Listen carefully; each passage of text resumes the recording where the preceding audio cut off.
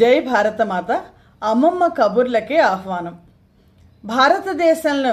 భారతదేశం రాజకీయ వ్యవస్థను చూస్తే చాలా రాజవంశాలు ఇక్కడ పరిపాలించాయి. చాలా ప్రముఖమైన రాజవంశాలు. క్రీస్తుపూర్వం 6వ శతాబ్దిలో వచ్చిన బౌద్ధ గ్రంథాలన్నీ కూడా ఆనాటి రాజకీయ పరిస్థితుల గురించి మనకి తెలియజేస్తున్నాయి. అయితే క్రీస్తుపూర్వం 6వ శతాబ్ది నాటికి భారతదేశంలో 16 రాజ్యాలు ఉన్నాయి. వాటిని షోడశ మహాజనపదాలు అంటారు. ఈ షోడశ మహాజనపదాలు చిన్న చిన్న రాజ్యాలుగా చెప్పచ్చు. వాటిలో మగధ ఒకటి.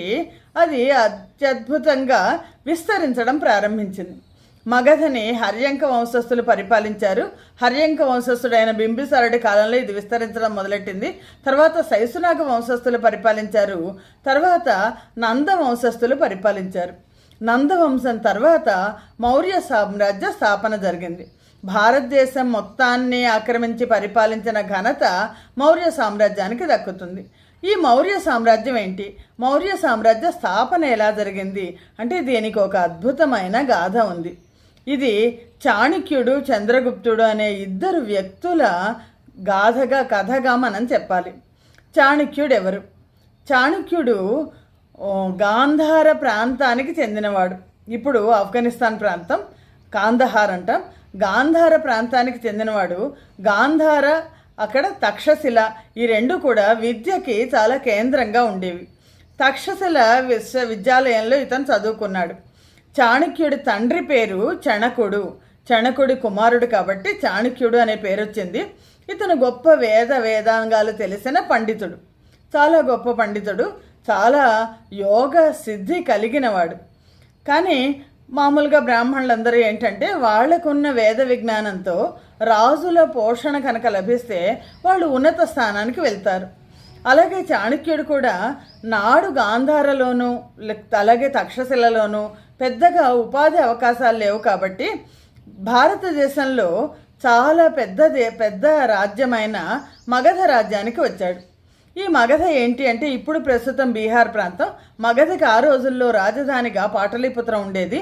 అంతకుముందు రాజగృహము, గిరివ్రజము అనే రాజధానులు ఉండేవి.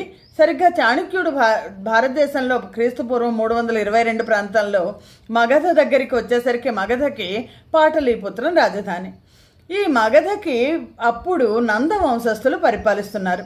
మహాపద్మనందుడు రాజు. ఈ మహాపద్మనందుడికి 2 భార్యలు ఉండేవాళ్ళు.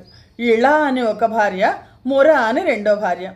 ఇళకి 8 మంది పిల్లలు ఉండేవాళ్ళు. మహాపద్మనందుడి వారసులుగా ఈ 8 మంది పిల్లలు కూడా మొత్తం రాజ్య పరిపాలన అంతా చూసుకునేవాళ్ళు. మురకి ఒక్కడే ఒక కుమారుడు, అతను చంద్రగుప్తుడు. అయితే ముర పట్ల, చంద్రగుప్తుడి పట్ల ఈర్ష్య, అసూయ, ద్వేషాలతో ఈ ఇళకి సంబంధించిన ఇళ పిల్లలందరూ కలిసి ఏం చేశారంటే మురని, చంద్రగుప్తుడిని తరిమేశారు ఇంట్లోంచి.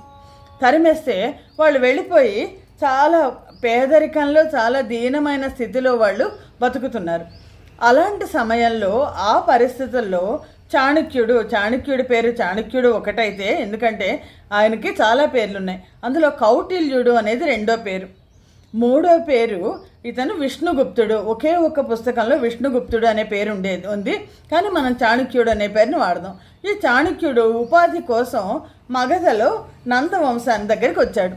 వచ్చి ఆస్థానానికి, రాజుగారి ఆస్థానం ఉంటుంది కదా, మహాపద్మనందుడు తండ్రి, 8 మంది నందులు కింద వాళ్ళు కొడుకులు. వీళ్ళ ఆస్థానంలో కవి పండితులకు పోషణ ఇస్తారని తెలిసింది అతనికి. తెలిసి ఆయన ఆ సభకి వచ్చాడు.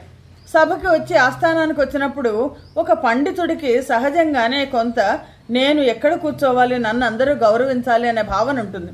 దాంతో ఈ చాణక్యుడు ఏం చేశాడంటే వెళ్ళిపోయి అక్కడ ఒక పెద్ద సింహాసనం ఉంటే ఆ సింహాసనం మీద, ఒక పెద్ద ఆసనం ఉంటే ఆసనం మీద కూర్చున్నాడు. అక్కడ మహాపద్మనందుడికి రాక్షసుడు అనే మంత్రి ఉన్నాడు. రాక్షసుడు అంటే నిజంగా రాక్షస గుణాలు ఉన్న మంత్రి కాదు, చాలా గొప్ప మంత్రి. రాక్షసామాత్య అంటారు. అతని పేరు రాక్షసుడు, అంతే. చాలా గొప్ప మంత్రి. ఈ రాక్షసుడు అనే అతను కూర్చున్నాడు. పిల్ల కొంత చిన్న వయస్సు వాడే, 20 ఏళ్ళు 22 ఏళ్ళ వయస్సు వాడు. అతను కూర్చున్నాడు అని చెప్పేసి అతన్ని కూర్చోనిచ్చాడు. తీరా చేస్తే ఈ రాజకుమారులు అందరూ వచ్చారు. ఇంకా మహాపద్మనందుడు రాలేదు. రాజకుమారులు అందరూ వచ్చి ఈ బ్రాహ్మణుణ్ణి, సింహాసనంలో కూర్చున్న బ్రాహ్మణుణ్ణి, నువ్వేంట్రా ఇక్కడ కూర్చున్నావు లే అని చెప్పేసి లేపేశారు. లేపితే చాణక్యుడు చాలా అవమానం భావించి నేను వేద పండితుడిని ఇక్కడ ఉపాధి కోసం వచ్చాను అని చెప్పాడు. చెప్పేసరికి వాళ్ళు పగలబడి నవ్వి మెడ పుట్టుకొని తోసారట. తోస్తే వెనకాల చాణక్యుడికి పిలక జుట్టు ఉండేది. ఆ రోజుల్లో పిలక ఉంది. ఆ పిలక కాస్త ఊడిపోయింది. చాణక్యుడు లేచి ఎంత కోపం వచ్చిందంటే, నవనందులు అంటారు మహాపద్మనందుడితో కలిసి మొత్తం ఈ 8 మందిని తో కలిపి నవనందులు అంటారు. ఈ నవనందుల తలలు నరికేసేదాకా నేను మళ్ళా తిరిగి ఇక్కడ అడుగు పెట్టాను అని చెప్పేసి వెళ్ళిపోయాడు. రాక్షసామాత్యుడు ఆయన తప్పు, మీరు ఇలా చెయ్యకూడదు, ఒక వేద పండితుడిని అవమానించకూడదు, బ్రాహ్మణుని అవమానిస్తే బ్రాహ్మణ శాపం తగులుతుంది, మీరు వెళ్ళి క్షమాపణ చెప్పండి అన్నా సరే వాళ్ళు పగలబడి నవ్వారు. అంటే అహంకారం తలకి ఎక్కిపోయింది. అలాంటి సమయంలో చాణక్యుడు బయటికి వచ్చేసాడు. ఏముంది అతనికి? ఒక పేద బ్రాహ్మణుడు, ఒక వేద పండితుడు, అంతకు మించి ఇంకేమీ లేదు. ఏం చెయ్యాలో తెలియదు. కానీ ప్రతిజ్ఞ పట్టాడు, నందవంశాన్ని నిర్మూలిస్తాను అని ప్రతిజ్ఞ పట్టాడు. అతను వచ్చి ఒక ఖాళీగా ఉన్న ప్రదేశంలో కూర్చుని ఆలోచిస్తున్నట్ట ఏం చెయ్యాలి అని ఆలోచిస్తున్నప్పుడు అతనికి అక్కడ కొంతమంది పిల్లలు ఆడుకుంటున్నట్టు. ఆ పిల్లలు ఆడుకుంటున్న పిల్లల్లో ఒక పిల్లాడు చూస్తే ఓ రాకుమారుడిలాగా ఉన్నాడు, కానీ బట్టలు మాత్రం మామూలు బట్టలే వేసుకుని ఉన్నాడు. అతను మిగిలిన వాళ్ళందరికీ కూడా కంట్రోల్ చేస్తున్నాడు. మిగిలిన వాళ్ళందరినీ కూడా, ఇదిగో నేను రాజుని, నువ్వు మంత్రివి, నువ్వు సేనానివి, నువ్వు పురోహితుడివి, నువ్వు గ్రామాలు పరిపాలిస్తావు, నువ్వు అశ్వశాలకు అధిపతివి అని మిగిలిన పిల్లలందరికీ ఇచ్చేసి తను ఒక పెద్ద గుట్ట మీద సింహాసనం మీద కూర్చొని ఆడుకుంటున్నారు. వాళ్ళు ఆడుకుంటుంటే ఒక్కసారి ఆ ఆటనంతా చూశాట చాణక్యుడు. చూసి ఈ పిల్లాడికి రాజలక్షణాలు ఉన్నాయి, అంటే నదిలో కొట్టుకుపోతున్న వాడికి చిన్న గడ్డి పరక దొరికినా సరే పట్టుకుంటాట. అలాగే చాణక్యుడు ఆ స్థితిలో ఈ పిల్లాడికి రాజలక్షణాలు ఉన్నాయి, ఈ పిల్లాడు ఎవరో కనుక్కుందామని చెప్పేసి, బాబు మీ ఇల్లు ఎక్కడా అని చెప్పేసి వాళ్ళ ఇంటికి వెళ్ళారు.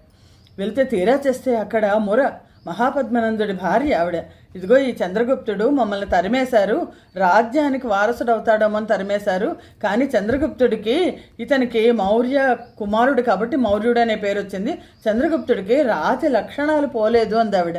అనేసరికి, అమ్మ నీ కుమారుడిని నాకు ఇయ్యి, నేను వీడిని సింహాసనం మీద కూర్చోబెడతాను అని మళ్ళా 2వ ప్రమాణం చేశాడు.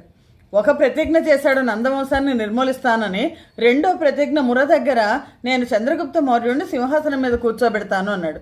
కానీ వీళ్ళిద్దరు అంటే ఆవిడ ఇచ్చేస్తే చంద్రగుప్త మౌర్యుడు గురువుగా భావించి చాణక్యుడితో పాటు వచ్చేసాడు. వీళ్ళిద్దరికీ ఏముంది? బలం ఏముంది? బలం అనేది ఏమీ లేదు. చాణక్యుడికి ఇందు శర్మ అని ఒక స్నేహితుడు ఉన్నాడు.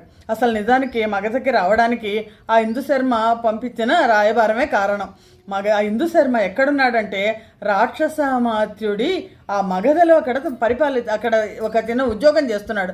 రాక్షసామాత్యుడి యొక్క సేనా నాయకుల్లో ఉద్యోగం చేస్తున్నాడు. ఆ ఇందు శర్మ చాణక్యుడిని వెతుక్కుంటూ వస్తే చాణక్యుడు ఒక్కటే మాట అన్నట్ట, నువ్వు నెమ్మదిగా అక్కడే ఉంటూ సైన్యంలో ఉంటూ క్రమక్రమంగా రాక్షసామాత్యుడికి చాలా విధేయుడైన సేవకుడిగా అక్కడ ఏం జరుగుతోందో అదంతా కూడా నాకు తెలియచేయాలి అన్నాడు. అంటే ఇందు శర్మ సరే అన్నాడు. సరే అని వెళ్ళిపోయి, సాధారణంగా ఇందు శర్మ అంటేనే తెలుస్తోంది బ్రాహ్మడని, అతను ఏంటంటే జీవసిద్ధి అని పేరు మార్చేసుకున్నాడు. ఇందు శర్మ అంటే బ్రాహ్మణని తెలుస్తుంది, సైన్యాల్లో ఇవ్వరు. జీవశర్మ అని పేరు మార్చుకొని సైన్యంలో చేరి రాక్షసామాత్యుడి దగ్గర భృత్యుడిగా సేవకుడిగా చేరి ఎప్పటికప్పుడు రాజ్యం ఎలా ఉంది అన్నది ఈ చాణక్యుడికి వర్తమానం పంపిస్తుంటే చాణక్యుడు ఏం చేశాడంటే వెళ్ళి సరిహద్దు ప్రాంతాల ప్రజలు ఉంటారు, ఆ ప్రాంతాల ప్రజలని అందరినీ కూడా తీసుకుని కూడగట్టుకొని ఏం చేశారంటే వీళ్ళందరినీ ఒక రాత్రి చంద్రగుప్తుడు చాణక్యుడు కలిసి పాటలీపుత్రం మీద దాడి చేసేసరికి పాటలీపుత్ర సైన్యం అంత సైన్యం, ఎంత గొప్ప సైన్యం, వీళ్ళు ఠకామని ఓడిపోయారు. వీళ్ళిద్దరు పారిపోయారు. మళ్ళీ ఆ సైన్యం అంతా కూడా చాలా శిక్షితులైన సైన్యం కాదు, అందరూ వాళ్ళు పారిపోయారు. మళ్ళీ వీళ్ళిద్దరే మిగిలి వీళ్ళిద్దరూ ఎవరికి కనిపించకుండా రహస్యంగా ఒక ఇంటి ముందర అరుగు మీద కూర్చుంటే లోపల ఒక తల్లి పిల్లాడిని తిడుతోందిట. నువ్వేంట్రా ఇంత తెలివి తక్కువ దద్దమ్మవి, ఆ చాణక్యుడు చంద్రగుప్తుడిలాగా తయారయ్యావు నువ్వు అని. అనేసరికి వీళ్ళు ఏంటి మమ్మల్ని ఇంత తెలివి తక్కువ దద్దమ్మని ఈవిడ ఎలా తిట్టింది అని తలుపు కొట్టారు. తలుపు కొట్టి తెస్తే ఆవిడ తలుపు తీసిందట. ఏంటి నాన్న అంటే, ఏంటి మీరెవరు అని అంటే, అమ్మ నువ్వు ఇప్పుడు తిట్టావే మీ అబ్బాయిని, తెలివి తక్కువ దద్దమ్మలు చాణక్యుడు చంద్రగుప్తుడిలాగా నువ్వు తయారయ్యావని తిట్టావు కదా, ఆ తెలివి తక్కువ దద్దమ్మలం మేము చాణక్యుడు చంద్రగుప్తుడు, నువ్వు ఎందుకు అలా తిట్టావు, మేము చేసిన తప్పేంటి అని అడిగారు. అంటే ఆవిడ, అమ్మ క్షమించండి నన్ను, వీడికి అన్నం పెట్టాను, అన్నం పెడితే వీడేం చేశాడంటే సరాసరి మధ్యలో చెయ్యి పెట్టేశాడు, చెయ్యి కాలదా, మీరేం చేశారు, సరాసరి పాటలీపుత్రాన్ని అటాక్ చేశారు. రాజ్యం ఉన్నప్పుడు రాజ్యంలో ముందర చుట్టుపక్కల అంతా సర్దుకున్న తర్వాత కదా రాజధాని మీద అడుగు పెట్టాల్సింది, అలాంటిది ఒకేసారి రాజధాని మీద మీరు ఎలా అడుగుపెట్టారు, అందుకని వీడు అన్నం మధ్యలో చేయి పెట్టి చేయి కాల్చుకున్నాడు, వేడివేడి అన్నం పెట్టినప్పుడు పక్క నుంచి తినాలిరా అని చెప్పడానికి చాణక్య చంద్రగుప్తుడిలాగా తెలివి తక్కువ దద్దమ్మో నువ్వు అని తిట్టాను అని. అమ్మ మాకు గొప్ప మేలు చేశారు మీరు, మాకు జీవిత పాఠాన్ని నేర్పించారు అని చెప్పేసి వాళ్ళిద్దరు వెళ్ళిపోయారు. చాణక్యుడికి తను ఏం చెయ్యాలో అర్థమైంది. వెళ్ళి చాణక్యుడు ఏం చేశాడంటే సరాసరి సరిహద్దు రాజ్యాలలో పర్వతరాజు ఉన్నాడు. పర్వతరాజు బహుశా పౌరవ రాజ్యం అయి ఉంటుంది అని మనం ఈ రోజున అనుకుంటాం.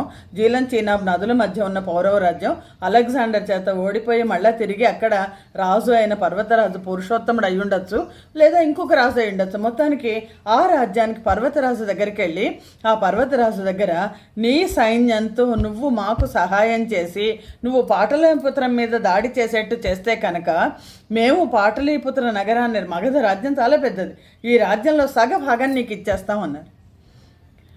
పర్వతరాజుకి ఇదేదో బాగుందండి. చాణక్యుడు చంద్రగుప్తుడు అంటే వాళ్ళకున్న సైన్యం ఏమీ లేదు, పర్వతరాజు సైన్యమే, కానీ ఏదో ఒక అవకాశం దొరికింది. ఇదిగో ఇతను రాజు యొక్క వారసుడు, ఈ వారసుడిని నువ్వు సపోర్ట్ చెయ్యి, నందులకి సపోర్ట్ అనేది లేదు, ఈ రాజుని వీడిని సింహాసనం మీద కూర్చోబెట్టడం నా లక్ష్యం, అందుకని ఇతను సింహాసనం మీద ఎలాగోలా కూర్చుంటాడు, నువ్వు సహాయం చేసినా చేయకపోయినా మిగిలిన వాళ్ళందరి దగ్గరికి వెళ్తాను నేను, కానీ నువ్వు సహాయం చేస్తే ఆ పేరు నీకు వస్తుంది అని పర్వతరాజుతో చెప్పారు. చెప్పేసరికి పర్వతరాజు అప్పటికే అతనికి గ్రీకులతోనూ శకులతోనూ బాహ్లికులతోనూ యవనులతో వీళ్ళందరితోనూ సంబంధం ఉంది. వాళ్ళందరూ ఆ సైన్యాలన్నీ కూడా ఇతనికి సంబంధం ఉంది. ఆ సైన్యాలన్నీ తీసుకునే పర్వతరాజు చాణక్యుడు చంద్రగుప్తుడిని తీసుకుని యుద్ధానికి బయలుదేరాడు. మగధ మీదకి యుద్ధానికి బయలుదేరితే ఈ విషయం, యుద్ధం చేయడానికి వీళ్ళు వస్తున్నారన్న విషయం రాక్షసామాత్యుడికి తెలిసి నందరాజులకి తెలిసే లోపల వీళ్ళు చుట్టుపక్కల ప్రాంతాలన్నీ ఆక్రమించుకుంటూ పాటలీపుత్ర నగరానికి వచ్చేసారు. అంటే చుట్టూ ముందర మొత్తం అంతా ఆక్రమించుకుంటూ చాలా పెద్ద సైన్యంతో వచ్చారు. వచ్చి చాణక్యుడు ఏం చేశాడంటే సైన్యాన్ని 3 భాగాలు చేశాడు. ఎందుకంటే నంద సైన్యం చాలా పెద్దది. ఆ రోజుల్లో 1,00,000 కాల్బలం ఉండేదట నంద సైన్యంలో.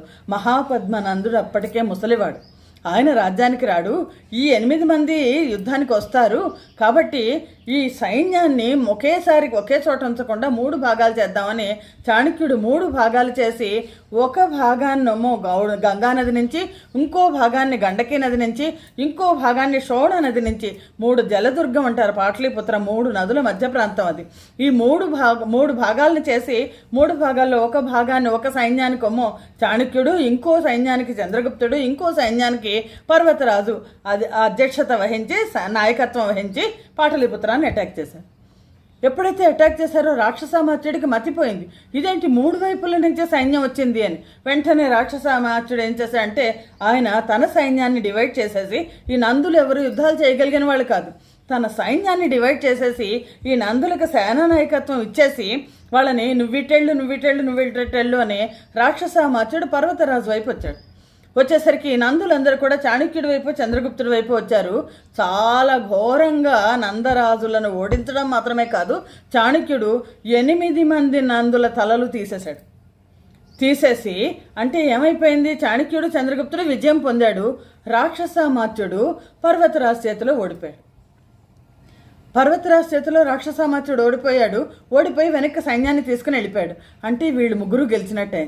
ఈ 3 గెలిచేసరికి పర్వతరాజు ఒకవైపు, చాణక్య చంద్రగుప్తుల సైన్యం ఒకవైపు ఉంది. అందరూ కలిసి మధ్యలోకి వచ్చి రాజ ఆస్థానానికి వచ్చేసేయాలి. కానీ రాక్షసామాత్యుడు ఏం చేశాడంటే 3 వైపుల సైన్యంలో కొంతమంది పారిపోతారు కదా, ఆ పారిపోయిన వాళ్ళందరినీ కూడగట్టుకుని మళ్ళా వీళ్లతో యుద్ధానికి తయారయ్యాడు.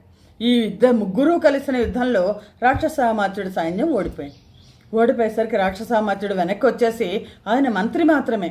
మొన్న 8 మంది నందులు పోయారు. మహాపద్మనందుడు పెద్దవాడు. దాంతో ఆయన ఏం చేశారంటే మహాపద్మనందుడిని రహస్య మార్గంలో హిమాలయాలకు పంపించేసి, మీరు ఇంకా తపస్సు చేసుకోండి, ఈ రాజ్యాన్ని మీరు రక్షించుకోలేరు అని పంపించేసి చంద్రగుప్త మౌర్యుని ఒక్కడిని చంపితే చాలు, చంపితే మళ్ళా రాజ్యానికి మళ్ళా నంద వారసులు ఎవరినో తీసుకురావచ్చు అని రాక్షసామాత్యుడు. అంటే దేశభక్తి ప్రభుభక్తి ఎలా ఉంటుందో. ఈ చాణక్యుడు చంద్రగుప్తుడు వస్తున్నప్పుడు పర్వతరాజును వాళ్ళు ఏం చేశారంటే కాపలాగా పెట్టి బయట నుంచి ఎవరు రాకుండా చాణక్యుడు చంద్రగుప్తుడు లోపలికి వస్తున్నప్పుడు చంద్రగుప్త మౌర్యుడిని వధించడానికి ఎన్నో ప్రయత్నాలు చేశాడు రాక్షసామాత్యుడు. ఎలాగా అంటే చంద్రగుప్త మౌర్యుడు ఆయన యుద్ధం పెద్ద ఏనుగు మీద వచ్చాట. ఆ ఏనుగు మావటికి పైకి చంద్రగుప్త మౌర్యుడు ఎక్కంగానే నువ్వు చంపేసేయి అన్నాడు. కానీ చంద్రగుప్త మౌర్యుడు ఎక్కిన మరుక్షణం ఓ బాణం వచ్చి మావటిని చంపేసింది. సరిగ్గా రాజ్యంలో ఈ పాటలీపుత్రంలో ప్రవేశిస్తుంటే పైన ఈ ఎంట్రన్స్ ఉంటుంది కదా, ద్వారం, ఆ ద్వారబంధం విరిగిపోయి చంద్రగుప్తుడి మౌర్యుడి మీద పడేట్టుగా చేశాట రాక్షసామాత్యుడు. చేస్తే చంద్రగుప్త మౌర్యుడు ఏనుగు వెళ్తుంటే చాణక్యుడు ఆపు చేసేసి ఓ గుర్రాల దీన్ని పంపించట. అది పడిపోయిన తర్వాత చంద్రగుప్త మౌర్యుడు లోపలికి వెళ్ళాక సరిగ్గా ఆస్థానం దగ్గరికి వెళ్ళేసరికి అన్ని వైపుల నుంచి శత్రువులను పెట్టారు. కానీ చాణక్యుడు తెలివితేటల వల్ల అన్ని అడ్డంకుల్ని దాటుకొని చంద్రగుప్త మౌర్యుడిని తీసుకెళ్ళిపోయి అందరినీ తన వైపు తిప్పుకొని అక్కడ రాక్షసామాత్యుడు పారిపోవాల్సిన పరిస్థితి వచ్చింది.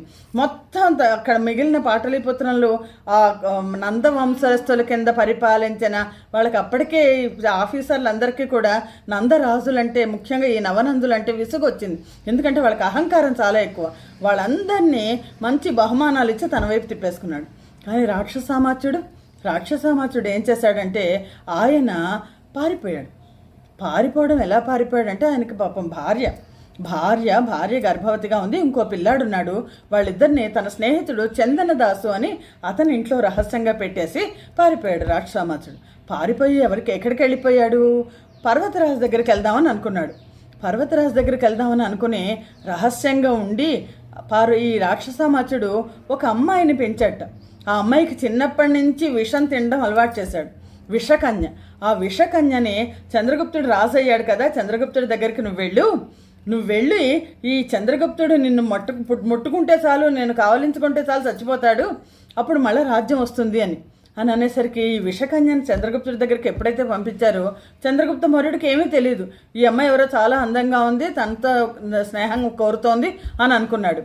కానీ చాణక్యుడు ఉన్నాడు కదా, చాణక్యుడి యొక్క చాలా స్నేహితుడైన ఇందుశర్మ, జీవసిద్ధిగా ఉన్న ఇందుశర్మ ఉన్నాడు కదా, జీవశర్మ చాణక్యుడికి ఈ విషయం చెప్పాడు, విషకన్య అమ్మాయి అని అనేసరికి చాణక్యుడు ఏం చేశాడంటే పర్వతరాజుకు పంపిద్దాం అని పర్వతరాజుకు పంపించాడు. ఏమని? ఇదిగో ఈ అమ్మాయిని నీకు కానుగ్గా ఇస్తున్నావు, నువ్వు చేసిన సహాయానికి నువ్వు రాజ్యం లోపలికి రా, ముందర ఈ అమ్మాయితో కొన్నాళ్ళు సుఖపడు అని. పర్వతరాజు కొంచెం కాముకుడు. పర్వతరాజు ఆ అమ్మాయిని తీసుకునేసరికి పర్వతరాజు కాస్త చచ్చిపోయాడు. అంటే చాణక్యుడు చంద్రగుప్తుడికి సపోర్ట్గా వచ్చిన పర్వతరాజు చనిపోయాడు. పర్వతరాజు కొడుకు మలయధ్వజుడు, ఈ మలయధ్వజుడేమో పారిపోయాడు, సైన్యాన్ని తీసుకుని పారిపోతే ఈ రాక్షసామాత్యుడు ఏం చేశాడంటే ఏం చెయ్యాలి? రాక్షసామాత్యుడు ఆయన వెళ్ళిపోయి మలయధ్వజుడి దగ్గరికి వెళ్ళిపోయి, నీ తండ్రి చావడానికి చాణక్యుడు కారణం, నువ్వు యుద్ధం చేసిరా, మళ్ళీ మనం మగధ మీద దాడి చేద్దామన్నారు.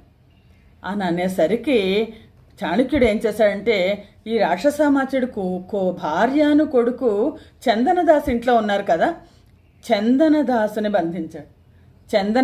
బంధించి రాక్షసామాత్యుడి భార్యని కుమారుణ్ణి మాకు అప్పగించు అంటే, చందనదాసు నేను అప్పగించను అని అంటే, అయితే నేను ఉరి తీస్తాం అని చందనదాసుని ఉరి తీయబడుతోంది. ఎందుకంటే రాక్షసామాత్యుడి కుటుంబానికి ఆశ్రయాన్ని ఇచ్చాడు శత్రువు కాబట్టి అని ప్రకటన